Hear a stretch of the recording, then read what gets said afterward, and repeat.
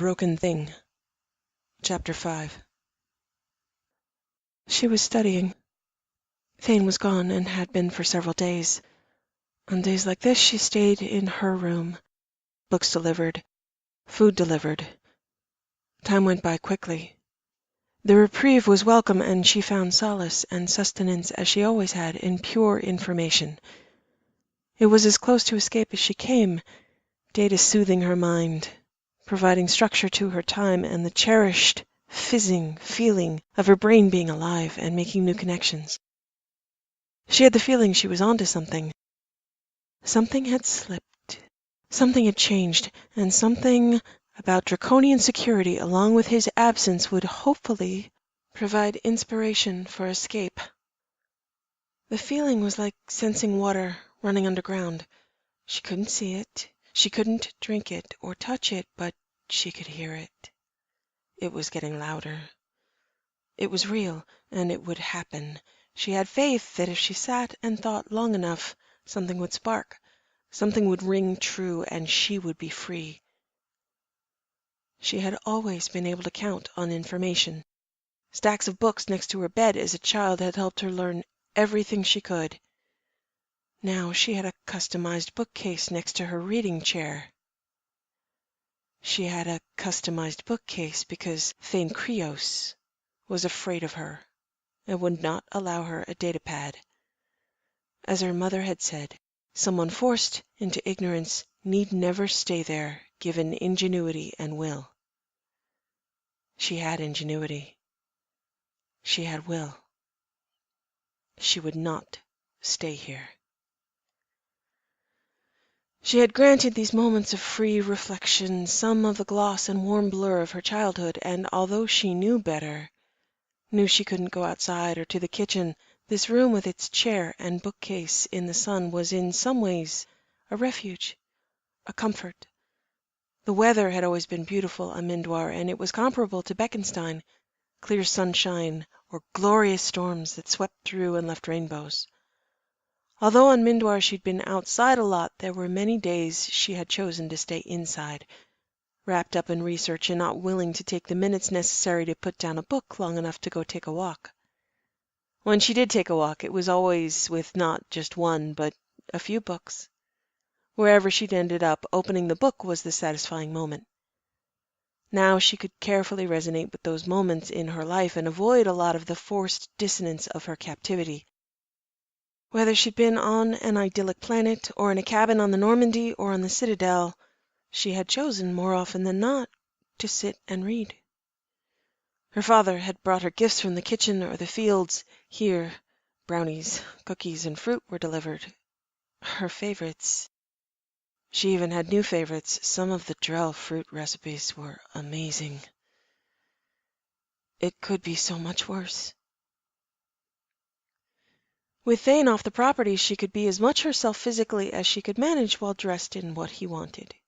Even if he was gone, he was watching now, or would be later when he reviewed the feed. He wouldn't miss the opportunity to at least see clothing that would be only worn once and was likely worth a day's running of the Normandy. Discipline must be maintained, but inside that discipline there were open spaces, clean spaces in her mind she could visit. He was gone now, and she didn't know why, but it wasn't to murder someone he'd forced her to choose. Maybe he was getting tired of her. Maybe he'd let her go. She could be herself mentally here when she was alone, sure that cameras were running, but no longer caring about that, or not caring in the sense that somewhere multiple people were watching. It wouldn't stop her from doing what she needed to get done. Think. Plan. Here and now, she could sit in a comfortable chair, pull a thick, warm, and soft blanket up to her shoulders without Drell hands to pull it back down. She was free of his sick fumbling, and she could wash him off and leave him behind. Just like the sunshine on her hair, these moments were filtered and deliberate, but still precious in that she wasn't chained somewhere in the dark with no hope. A knock on the door startled her, a mental jangle, but no physical reaction because she didn't have physical reactions anymore to being startled or violated. But nobody knocked here. Staff arrived and left according to the schedule he set. She had no clock, but by the light there was no normally scheduled visit for this time of day. Thane certainly never knocked. She didn't answer. There was another knock, not louder, exactly the same knock. Quiet. She didn't say anything, but she did stand up and open the door. A man. A Drell man. She was more curious than afraid. Afraid for him would be her greater concern. His colors were blues and reds, blending to purples. She was used to overt aggression and pride instincts, but he was softer, retiring, not like the usual guest. The same species, but not like Thane at all. Not dressed to make a forceful impression in any way, only a professional one. They stared at each other for a moment until he said, "Excuse the intrusion, please. My name is Dr. Itran. Sir Krios contacted me and informed me he had a ward in his care that required medical evaluation." She blinked. Ward. Sure.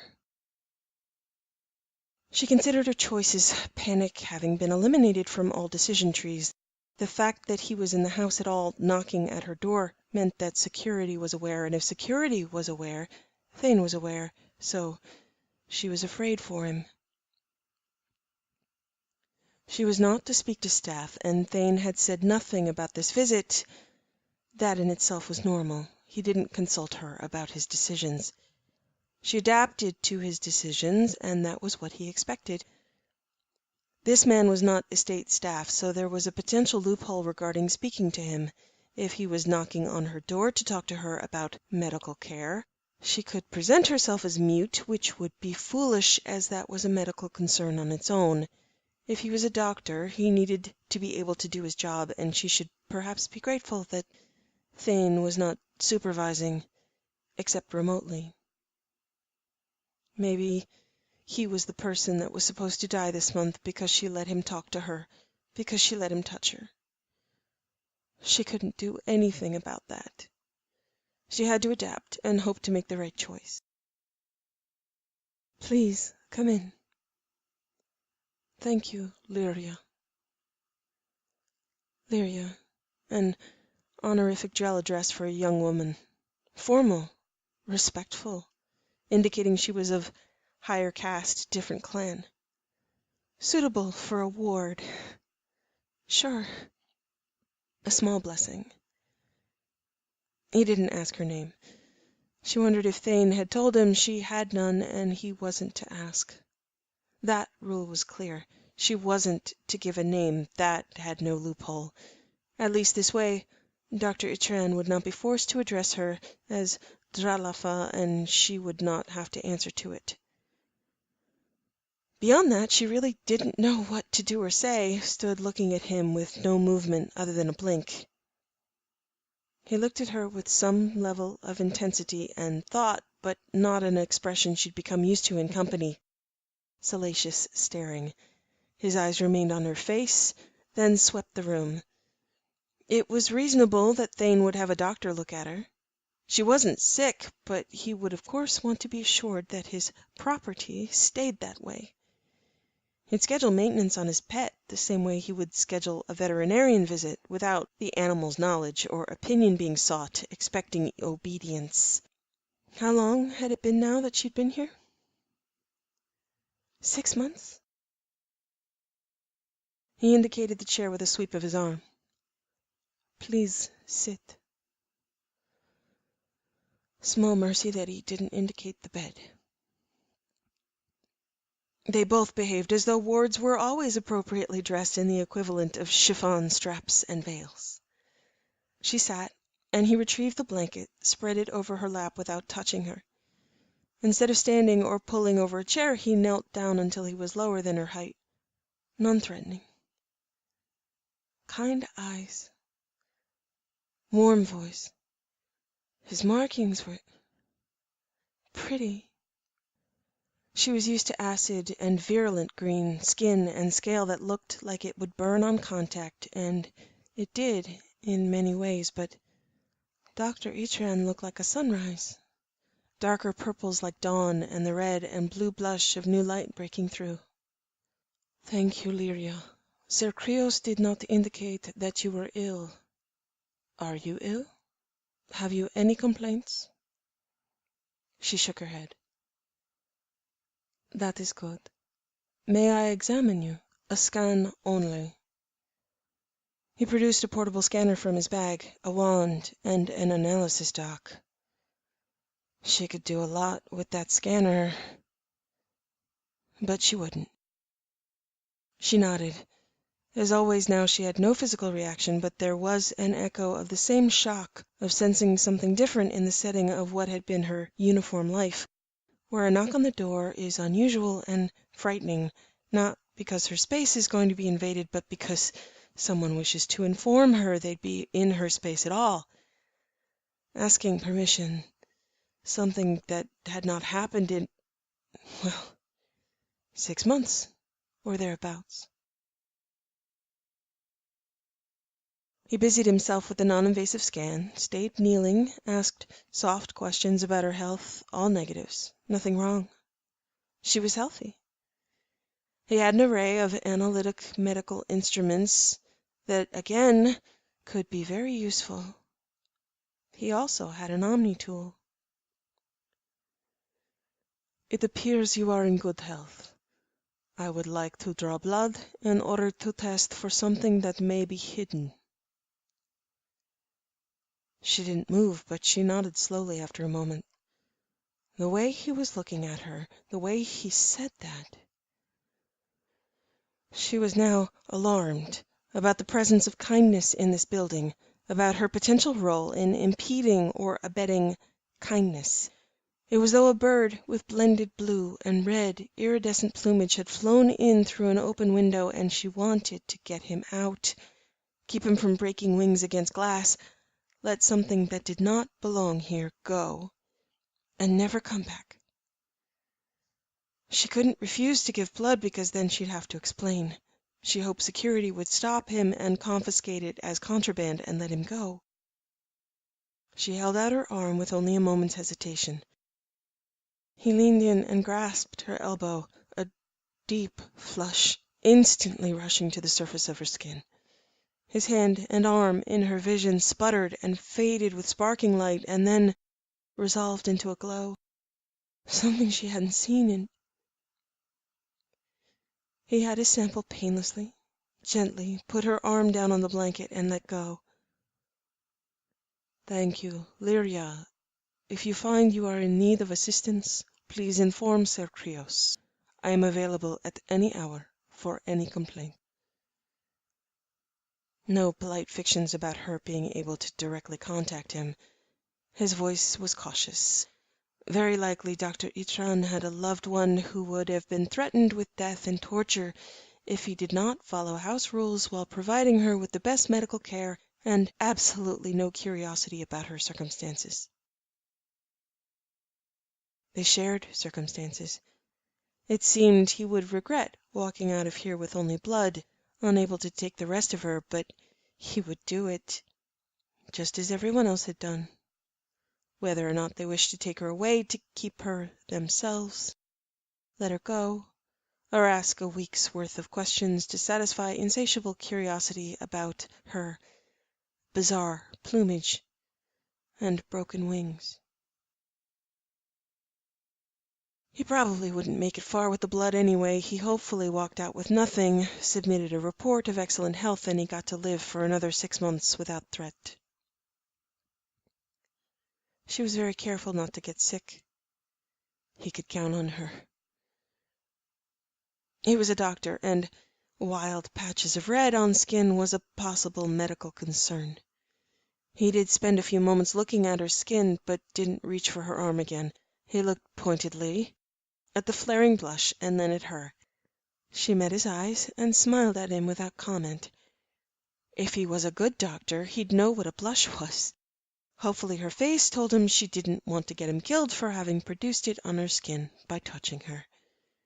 She hoped he was a good doctor. She hoped he was at least a technically good doctor.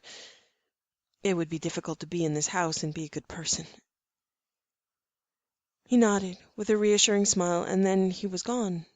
Patches of iridescent purple on the back of his head, augmented by warm golden glow. What she appreciated most was that his hands had not followed his kindness, that he'd given her the blanket but hadn't used the excuse to touch her or touch her hair, even though now most people reacted to her with horror and shock, and the lust had leached from most expressions because Thane might see it and take issue with another person finding her fascinating when she was strictly his. She was accustomed to horror, shock, and lust, not kindness. For once in a very long time, someone had talked to her, and at the end of the conversation she was the one that decided the blanket went where it did, stayed where it did, and she didn't have to stand or explain or avoid flinching. An almost normal interaction with someone else living. Something to treasure. Something that had been missing. She hoped he made it out alive.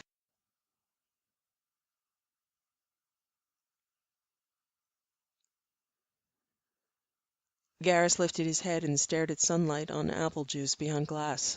Something he'd never explained to her. Something he'd been too embarrassed to admit, even with her declaration of saving a brownie for posterity as a relic. Once again, she'd been braver than he'd managed. He'd had an opportunity to be like her, and he'd opted for silence. No, silence was all he had. There was a disease among Taurians. When he'd heard about it, he'd been horrified. As evil as people could be sometimes, it seemed there was nothing worse than nature for really setting a high bar for suffering. Something that even if people could conceive of it as torture, they didn't have the knowledge or technology to execute it in such a horrific fashion. Not like nature could. It was called simply bridging, and that in itself for a Turian was an ominous word. Turians not being good with water, bridges as a necessity were things that made most Turians hold their breath as they crossed. With bridging, every injury, minor or major, a person experienced, every tiny insult to a body where so many take place in a day that would normally heal, all injured tissue is replaced with plate. Then the plate grows. Only one of the hundreds of thousands of daily upkeep tasks for a body gone wrong, and a person moving through life eventually becomes stabbed, choked, killed by their own plate growing into and through organs, muscles, blood vessels, and brain. That's how this felt. Adult onset bridging. Most sufferers do not live long. He would. Nothing like nature, nothing like denied bond, nothing like bridging, to make every breath sharply painful, every beat of his heart dully weak. Nothing like knowing it was only going to get worse. He'd been looking for months, and he had no leads.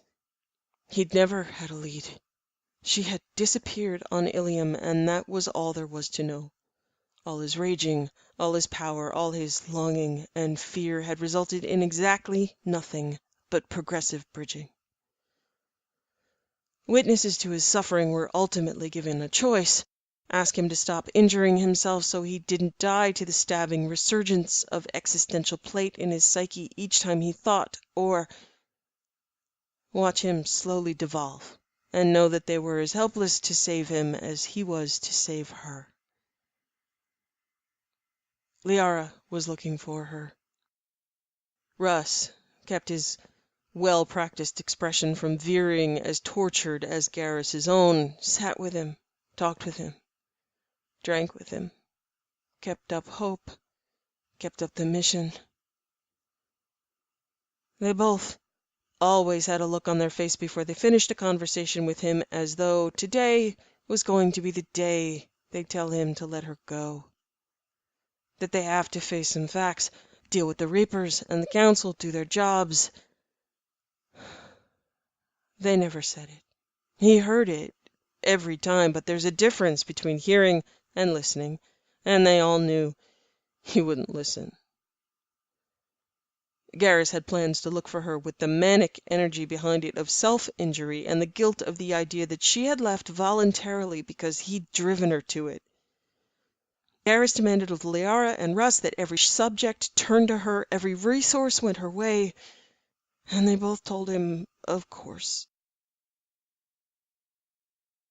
They were as helpless as he was, and he was in inchoate pain. Only a thin band to focus on the task she had given him to be counselor. It was a thin, fraying, patched, and squealing band under stress like a belt in an engine about to fly off in spectacular shreds, sparking uselessness, embedding like growing plate in the flesh of bystanders. If she was still alive, he had to find her. If she was dead, he had to find her. If she had left and didn't want to be found, he had to find her, fix it. They didn't have any choices, only bridging and bond. Bergen's voice sounded on the intercom.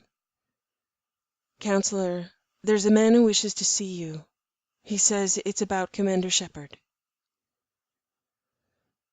There had been thousands of these meetings. Sometimes people who meant well and thought they knew something, someone drunk at eternity that was sure they saw red hair.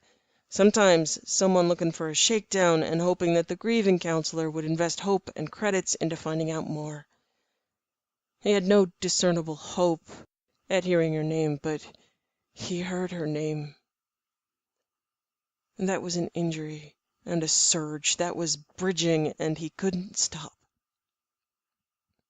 He had told his staff to refer all concerns of Commander Shepard to him, and he addressed them with the patience and stoicism he had employed to complete CSEC paperwork. The assumption was that it was a waste of time and effort. However, in the context of the greater waste of time and effort that was his life now, it was at least something to be done. In essence, dying of bridging slowly was better than dying suddenly from realizing he served no purpose whatsoever and never would. His office was now the Center for Useless Wastes of Time in her name. That's how he wanted it. "Send him in." Moments later, a red and blue Drell entered his office, calm but wary. He stood at the doorway, unsure how to progress. Garrus stood and indicated a chair on the other side of his desk. "Please, sit." "Thank you, Counselor." The man gave the impression of fear, and not the accustomed looking around the office, an expression he'd seen often in curiosity or avarice. With the lagging and useless search, he thought word got around that you could show up at the tower and get a tour if you knew the password was Shepard. It seemed people took a day out of their life and decided to jerk a counselor around because they could. A gold star on their calendar as he sat helpless and frustrated, learning quickly that there was nothing to learn. "How can I help you?" The Drell hesitated. No eye contact. Garrus felt the faintest frisson of interest and recognition. This was not like other visits. This man had something to lose from coming here, not something to gain. The Drell's jaw set for a fragile moment, and then he said, "My name is Kegiren Itran. I am aware that your office has asked repeatedly for any evidence that may lead toward locating Commander Shepard. I cannot promise you that the information I have will lead to her, but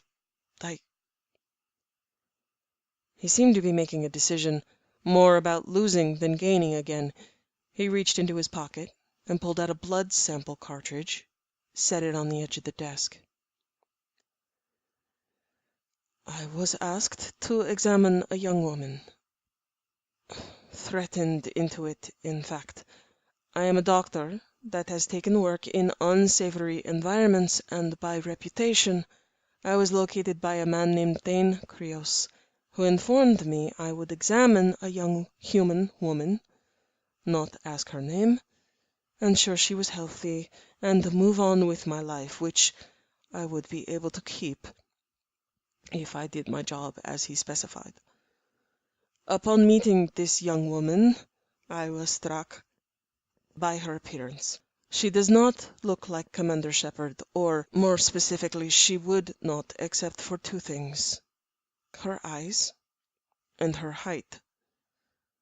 The color of her eyes has changed, but not the expression in them. I believe she had surgery to alter her appearance.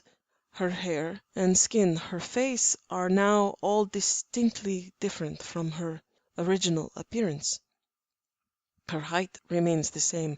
I do not think she remembers me, but she saved me from slavery years ago. I remember her. It is possible Commander Shepard is being held captive. It is possible that is her blood. I have no DNA sample to compare, but I thought if I brought it to you, you might be able to confirm. Garrus held still, seeing parallels to earlier witnesses who had seen her and wished for the counselor to exert something, credits, or influence to get something in return from their information. Running a DNA sample was not that much of a hook or an investment. That he had been rescued by her would be verifiable. Garrus could confirm later. Garrus stood, moved carefully and deliberately to the case that held her old Omni-tool and gingerly picked it up. He asked Burgeon to run a test of epithelial cells on the Omni-tool, human only, isolate from Turian, and compare to the blood. If the Omni-tool wasn't enough, he could get a sample from Miranda or Karen, but that should be enough to at least exclude, and do it quickly. Confirmation might be more difficult depending on how degraded samples were or exactly how much of a scam was being run here. Thank you, Dr. Itran. I appreciate any and all attempts to locate her. Would you please describe her physical condition? Were you asked to treat injury? She is healthy. She is well. I believe captive, but not mistreated, or, more specifically, not physically mistreated to the point of overt injury. I believe she is under psychological stress, the likes of which were applied to me in order to compel my service. No evidence of untreated injury or badly healed injury. I did locate the control chip, and there is a tracker, the sort employed by slave owners. She is lucid, kind, polite. When she spoke, I recognized her voice. I believe she is under pressure to conceal her identity, and I gather she does not speak often. She did not ask for my help and wished to avoid contact. I was told she had no name. I was not to ask what it was. I did not. Control chip. She was... Slow down. Not was. Might be. Control chip. He tried to avoid the surge of hope, particularly a surge of hope that meant she'd spent the last 6 months chipped. And what psychological stress was applied to you to compel your service? If you will forgive my reticence, counselor, my life and livelihood are at stake here in several ways. I have a medical practice. I have associates and friends. I operate not on the full side of the light of law for my own reasons. I do not consider myself a criminal, but I believe criminals perceive me as one. Should law enforcement investigate me, they would perceive me as criminal. Thane could turn me into authorities based on service I had provided to slave owners in the past. He could torture, and kill me. He could torture and kill many of my friends who he identified by name as potential casualties should I not fulfill service as required. That seemed sufficient reason to do my job as asked. I had every intention of providing care and leaving, getting on with my life, as he promised I would be able to do. If she is Commander Shepard, there is no reason why he would think I would recognize her, and I would not have if I did not owe her my life. Should you choose to look into my life, it is likely you would wish to imprison me. Should Thane suspect I brought you a blood sample he would wish to ruin, and then kill me, as well as my friends. Should she not be Commander Shepard, I have drawn your attention and potential wrath for wasting your time, and his. Likely my life and her life are forfeit, with nothing being done if that DNA does not match hers. Should she be Commander Shepard, I have placed her in further jeopardy based on my understanding of Thane Krios's caution and security. Attempting to rescue her would be difficult, and I have only minimal insight. Moving forward in any direction in my life has become impossible without a crisis of conscience, a crisis of survival, or both. My life, from this point forward, may swiftly become my death, no matter what path I choose. Under all circumstances that result from my coming here, I cannot return to my life, and I cannot save my associates as well as saving her. I believe there is no way to protect myself except to ask for your help. I offer my services to help recover her if possible. My hesitation stems from those circumstances. This is a level of intrigue to which I am unaccustomed and unprepared. Where is she being held? An estate on Beckenstein. Beckenstein was a nightmare of legal precedent intended to provide an expensive sanctuary for criminals to live and conduct business. If he was telling any level of the truth here, he was not wrong about rescue being difficult. Council or CSEC vehicles would be vaporized if they attempt unauthorized entry into the atmosphere. Were you able to get a recording of her? A picture? A voice print? No. I was given medical equipment upon my arrival, and it was confiscated when I left. The blood was something I stated I needed to run standard medical tests on to test for any occult malady. It was permitted. Otherwise, my only tool was locked.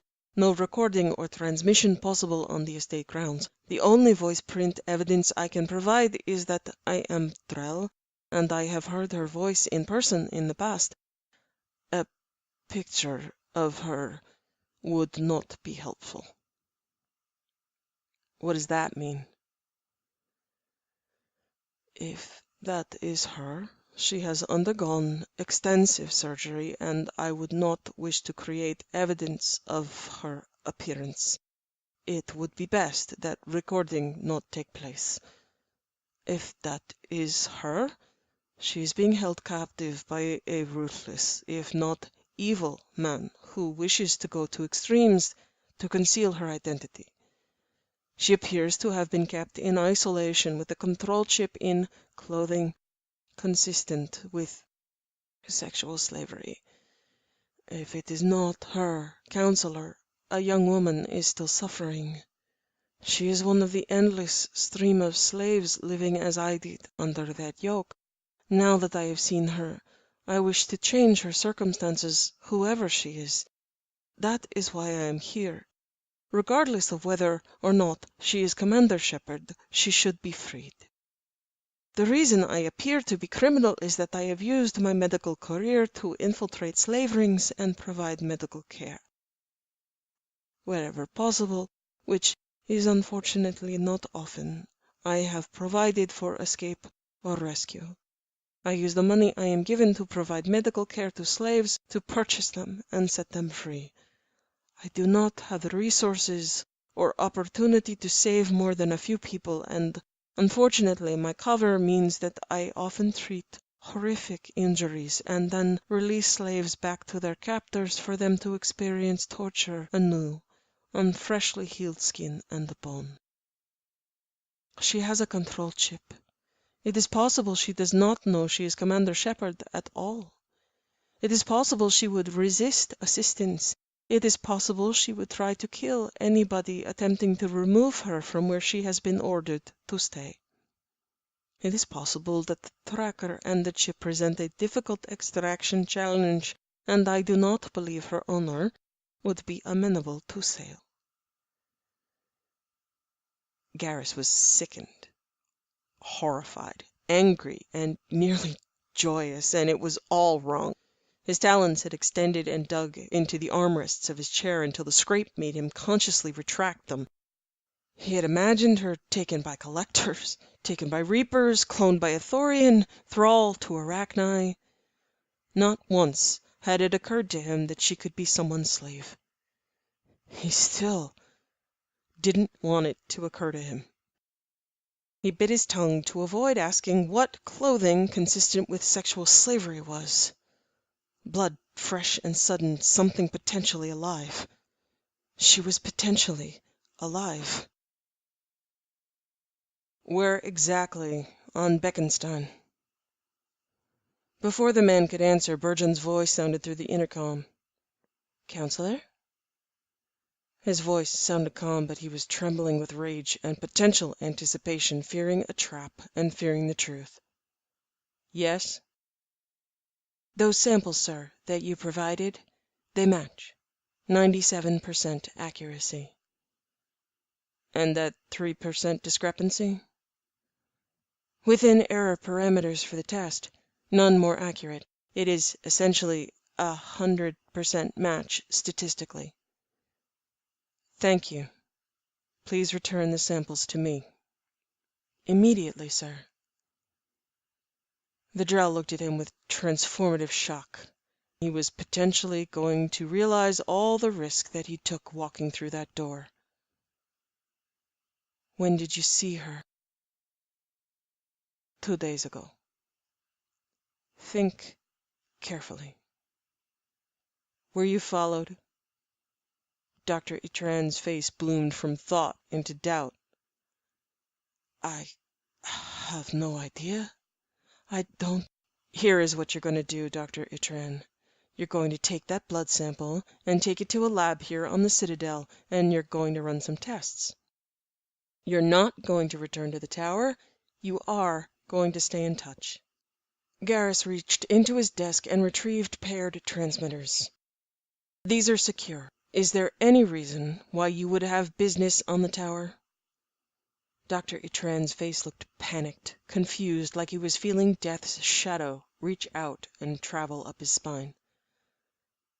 Not that I can conceive. All right. You have a new old friend. Her name is Kessin Troallen, and you are going out to lunch with her. She works in my front office. The Drell nodded, numbly, head down. Garrus felt sorry for him briefly, and then all he could think was that she was out there, and she was alive, and this man, sorry and shaking, was his best bet at getting her back. Dr. Itran, thank you. Please go to lunch, go to the lab, act as normally as you can manage. Do not look as frightened as you look right now. Get yourself together and take a few deep breaths. I'll do everything I can to protect you and to get her out of there with the minimum of life lost, including yours, including your associates. If you would compose a list of names, please send it to me as your tasks are completed. I will move to have them watched. I will send you the address of a place where you can stay, where there will be no monitoring, and where if you're being followed, we'll know. Speak to me later this evening, and we can devise a plan. All right? The Drell swallowed, closed both sets of lids, and then opened them, tilting his head down, and then looked up with what might look like determination if he weren't shaking. Yes, sir. I will do my best. You want my advice? Yes, sir. Don't stop and play poker. The Drell's brow ridges drew together in confusion, and Gara said, Never mind. Breathe. We'll get it done. You'll have the full support of this office. Yes, sir.